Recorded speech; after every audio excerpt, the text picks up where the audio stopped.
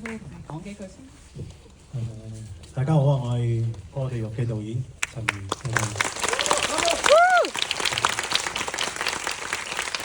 你哋係咪心情好沉重？係啊，我都唔敢講笑咁行入嚟。等你哋浸一陣。我係黃子華。大家好，我係韋思雅，希望你哋中意呢個電影，係咪得長？Hello，大家好，我係 Rachel 林依婷。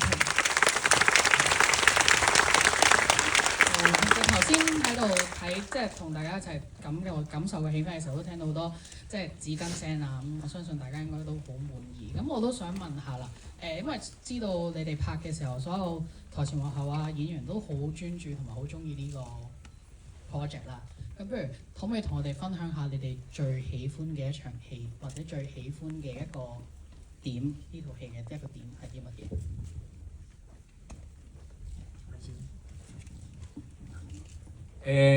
直接好快咁諗，當然好多個場面都中意嘅，咁但係直接咁諗就係同阿 Michael 喺個茶樓度傾偈嗰一場啦，因為嗰一場其實有好多亦都係即場撞出嚟嘅火花嘅。咁譬如大家睇到嗰個蘭嗰個咧，就係阿 Michael，其實佢係因為佢係唔識男音嘅。咁佢咧就揾咗啲師傅教佢，然後佢就跟住自己研究就翻嚟。我哋一坐埋台要拍呢場戲咧，佢就話：子華，呢個就個巧妙，就呢個咧就個難。哇！你話係咪好正咧？即係咁樣咁真係好好。於是我哋就將嗰一段難咗落去套戲裡面嘅。咁我覺得包括咗其他裡面同埋阿杜生喺嗰一場戲。其實對杜生嚟講都好難嘅，即係一個幾廿歲嘅男人要去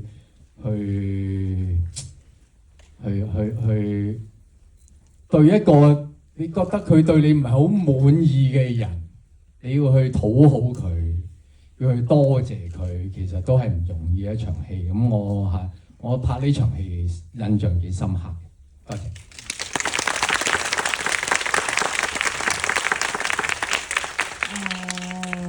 係咯，學你話齋就真係場場都深刻嘅。當然最尾嘅破地獄好深刻啦，因為我 prepare 咗比較耐。另外有一場戲我自己比較中意嘅或者深刻嘅，應該同阿哥喺醫院嗌交嗰一場戲，即係角色裡面我自己係最深刻嘅，因為嗰一場戲係唯一一次，亦都係我人生嘅第一次，即係文月嘅第一次。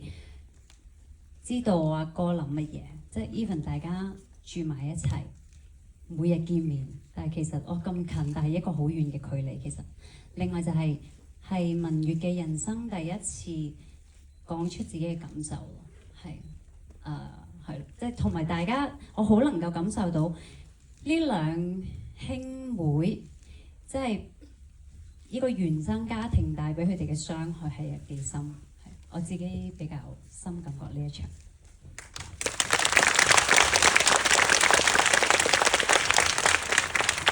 對於我嚟講，雖然我嘅戲份唔係話佔太長時間，但係其實我都有睇晒成個作品啦。其實我覺得好喜歡呢一個咁有力量嘅電影。而對於我嚟講，我個角色其實我哋亦都有嗰啲殯儀嘅場景，都要好多謝幕後嘅同事啦，佢哋建造咗一個好好嘅殯儀館。所以當我換咗衫入到去嗰個場景，我就好似置身於翻我哋其實平時人生，我哋面對親人嘅離世，我哋嘅傷痛係點樣處理呢？我哋點樣去過嗰個日子呢？其實就好自然就可以投入到落嗰個情感。所以其實我係好 amazed by 所有幕後工作人員去設計場景啊、造型啊等等，去幫助咗呢一套戲好多。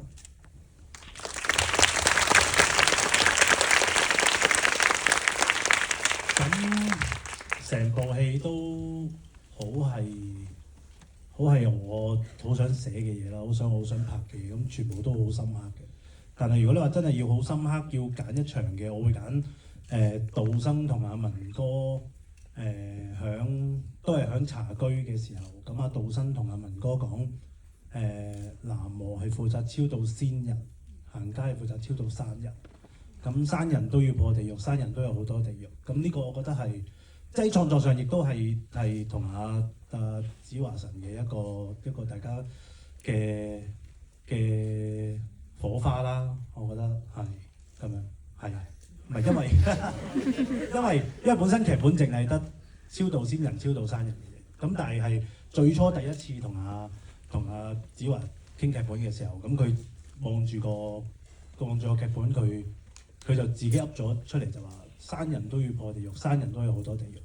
咁跟住我就即刻寫咗落去，即係好似係即係床前明月光，疑是地上霜咁咧，即係有人填埋個下聯咁去圓滿咗件事。咁我覺得呢個好好啦，同埋呢個亦都係一個我成部戲最想講嘅嘢啦，即係生人都好緊要，即係生人都大家都有好多地獄，希望大家睇完嘅時候，大家都可以即係衝破大家嘅枷鎖咯。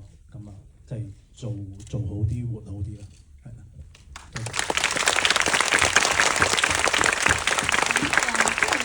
好多啦，咁我想